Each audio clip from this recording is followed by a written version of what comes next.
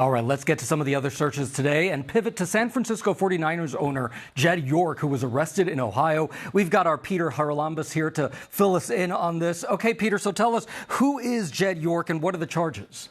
Yeah, Gio, Jed York is the CEO and majority owner of the 49ers. He also owns two teams over in the UK, two soccer clubs. And he was arrested over the weekend as part of this prostitution sting. According to court records reviewed by ABC News, he began communicating over his phone with someone who he believed to be a prostitute. That was actually an undercover officer. The next morning, on Sunday morning, when he showed up at a mobile home in East Palestine, Ohio, to meet up with this person he believed to be a prostitute, he was arrested. He was charged initially with engaging in prostitution and possession of a criminal tool, though as part of a plea, they downgraded that prostitution charge just to disorderly conduct. These are both misdemeanor charges. Peter, have the NFL or 49ers commented on this? Yeah, so the 49ers are not going to comment because this is an ongoing legal situation. That's what they said in a statement. And the NFL says that the incident will be reviewed as part of their personal conduct policy.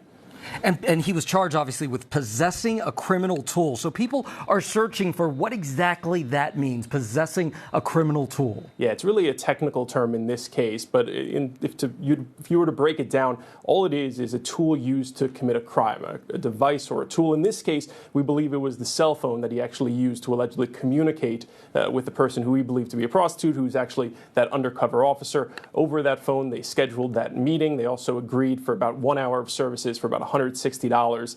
That's what makes this the tool, even though it's not really fitting that description. And people are searching right now. They want to know more about his background and how he became owner of the 49ers. It's really just a family business. He graduated from Notre Dame, did about a year at an investment firm, and then immediately began working for the family business. His uncle bought the team from the original founder. His parents are the co-chairs of the team. He became the CEO back in 2008, and he got enough shares from his mother in 2024 to become the majority owner. Under his leadership, the 49ers have gotten a new stadium. They also went to the Super Bowl 3 times, though they lost every single time they went.